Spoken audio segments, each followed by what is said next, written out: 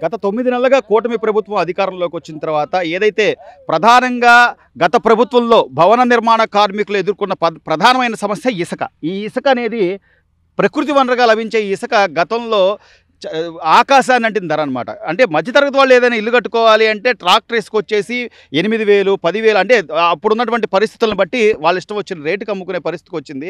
కానీ ఈ ప్రభుత్వం వచ్చిన తర్వాత, కూటమి ప్రభుత్వం వచ్చిన తర్వాత చంద్రబాబు నాయుడు గారు చాలా స్పష్టంగా మీకు ఎంత కావాలంటే అంత ఇసుక ఉచితంగా తీసుకెళ్ళండి, అక్కడ కూలి ఖర్చులు తప్ప అని చెప్పిన దగ్గర నుంచి కూడా ఈ చుట్టుపక్కల ఉన్నటువంటి అంటే ఆంధ్రప్రదేశ్లో ఇసుక క్వారీలు ఉన్నటువంటి అన్ని ప్రాంతాల్లో కూడా ఈ రోజున ప్రతి ఒక్కరికి ఉపాధి దొరుకుతుంది. కొంత పని చేసుకోవడానికి కానీ వాళ్ళు రోజువారీ కూలికి సంబంధించి కానీ దాదాపు 500 నుంచి 1000 రూపాయల వరకు మేము సంపాదించుకోగలుగుతున్నాం అని చెప్పి ఈ రోజున కార్మికులంతా చెప్తున్నారు. వీళ్ళు కష్టపడి పనిచేస్తుంటే మరోవైపు భవన నిర్మాణ కార్మికులకు కూడా పని దొరుకుతుంది. ఎందుకంటే ప్రతి ఒక్కళ్ళు కూడా మధ్యతరగతి, గతంలో ఎవరైతే అమ్మో ఇసుక మన వల్ల కాదు అనుకున్నారు, ఇప్పుడు వాళ్ళందరూ వచ్చి ఇల్లు కట్టుకునే పరిస్థితి ఉంది.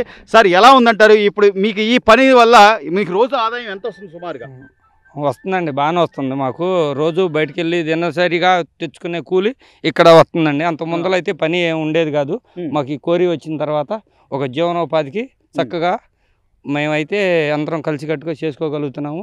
దానికి తగ్గట్టుకు దారి చూపించాడు. ఉచిత కోరి అంటే ఇసుక ఉచితమే, కానీ మేము లోడింగ్ చేసినందుకు ఒక ట్రాక్టర్ కింద అని చెప్పి తీసుకుంటున్నాము.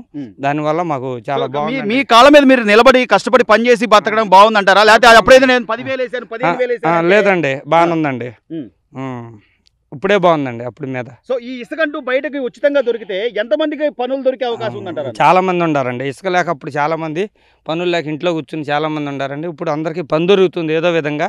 దీనివల్ల ట్రాక్టర్లకు పని దొరుకుతుంది, ఇసుక కార్మికులకి అందరికీ, భవనాలకి కానీ ఏదైనా సరే ఇసుక అనేది ఫ్రీ వచ్చినాక చాలా బాగుందండి. సో ఈరోజు ఇంతమంది చిన్న కుర్రాళ్ళనా వీళ్ళందరూ కూడా కుటుంబ బాధ్యతలని వాళ్ళు తీసుకొని ప్రతిదీ కూడా అంటే వాళ్ళు ఇసుక ఇంత ఎండలో కూడా వాళ్ళు ఇసుక కొట్టి ట్రాక్టర్లో వేసి వాళ్ళకంటూ కూలి ఒక 500 నుంచి 1000 రూపాయల వస్తున్నాయండి. కూలి 1000 రూపాయల దాకా వస్తున్నాయి. 500 నుంచి 1000 రూపాయల వరకు కంపల్సరీ వస్తున్నాయి. సో ఇలా కష్టపడ్డ సంపాదనే కదన్నా మనం జాగ్రత్త చేసుకుంటా ₹1 ఇంట్లో ఇవ్వగలుగుతాం. అంతేనండి. అంతేకాని 10,000 వేస్తేనో 15,000 వేస్తేనో అవన్నీ ఏం చేసేవాళ్ళన్నా? ఇప్పుడైతే కంపల్సరీ రేపు ఇసుకకి వెళ్తాం అనేది ఒక దినచర్య ఉందండి. అంత ముందర ఏం పనికి వెళ్తాం ఏంటి అనేది మాత్రం లేదండి.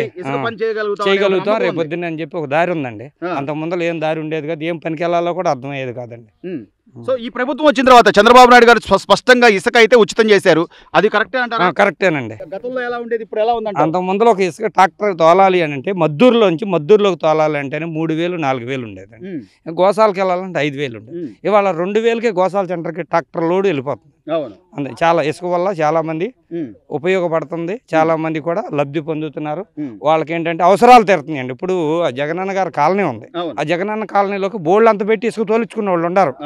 మా వాళ్ళకు కూడా వచ్చినాయి కాలనీలు. అందులో కూడా ఒక్కొక్క ట్రాక్టర్ 5,000 6,000. ఒక ఎడ్డబండి మద్దూరు నుంచి ఆ జగనన్న కాలనీ తోలితే 1,500 అండి. ఇవాళ ట్రాక్టర్ ఇసుక 1000 రూపాయలకి వెళ్ళిపోతుంది. చాలా బాగుందండి. సో ప్రతి వాళ్ళు కూడా ఇల్లు కట్టించుకోగలరు, దాన్ని నిలబెట్టుకోగలరు. అంతేగాని ఆయన నన్ను కట్టమంటారా మీరే కట్టుకుంటారా అని చెప్పి ఏదో సెంటు స్థలాలు ఊరి చివర ఇచ్చి దానికి కనీసం అవసరాలు కూడా లేకుండా రోడ్డు కూడా లేని పరిస్థితుల్లో ఇంకా నేనే మంచి చేశానంటే జగన్ గారి మాటలు నమ్మే పరిస్థితి ఉన్నారు సార్? ఇంకా లేదు సార్. రోడ్లు కూడా ఇప్పుడు చాలా వరకు ఊరికి చాలా జాగ్రత్త తీసుకుని రోడ్లు కూడా వస్తున్నారండి. అంత ముందు రోడ్లు కూడా లేవు.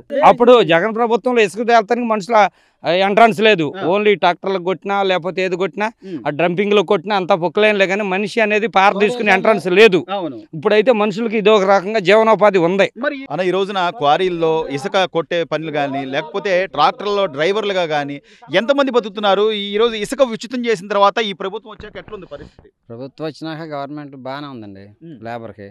అంటే ఇదివరకు అంటే మామూలుగా మనకి లోపల దిగి లోడింగ్ అవి లేవు కదా, ఓన్లీ మిషన్ లేక. ఇప్పుడు ఈ గవర్నమెంట్ మారినాక అది లోడింగ్ కానీ లేబర్ బతుకుతానికి కానీ ఇదిగా ఉంది. అసలు అంటే ఇసుకంటూ దొరికితే భవన నిర్మాణ కార్మికులు ఎంతో మంది బాగుపడే పరిస్థితి. ఇసుక లోడింగ్ చేస్తే అక్కడ పోయినా భవన నిర్మాణ కార్మికులు పోయిన సంవత్సరం ఎంతమంది ఆత్మహత్యలు చేసుకున్నారు ఇసుక దొరక్క. మరి ఇప్పుడు బట్టలు అంటే అందరికి రావుగండి, అవి అందరికి రావుగా. అవి వచ్చినా కానీ అమ్మఒడైనా వేసాడు ఎమ్మటే తీసుకెళ్ళిపోయి బ్యాండీ షాప్ కూడా తాగుతాం, వారం 10 రోజులకు అయిపోతాయి. 10,000 15,000 ఎత్తే ఇదానికి కూడా రోజువారీగా ఇది కదా. ఇప్పుడు మన కష్టం మన కళ్ళ ముందు మనకు పడ్డ కష్టం మనకు తెలుస్తూ ఉంటుంది. ₹1 దుబారా చేయాలన్నా కూడా ఆలోచించుకునే పరిస్థితి. ఈరోజు పిల్లలకి కొత్త బట్టలను లేదా పండగను అసలు గతంలో కనీసం కొత్త బట్టలు కొనుక్కునే పరిస్థితి అయినా ఉండేదన్నా? లేదు. పని చేసుకుని ₹1 సంపాదించి లేదు. అప్పుడు ఎలా ఉండేది అంటావు? అప్పుడు మరి ఇది మామూలు పని చేసుకోవడం పని లేదుగా.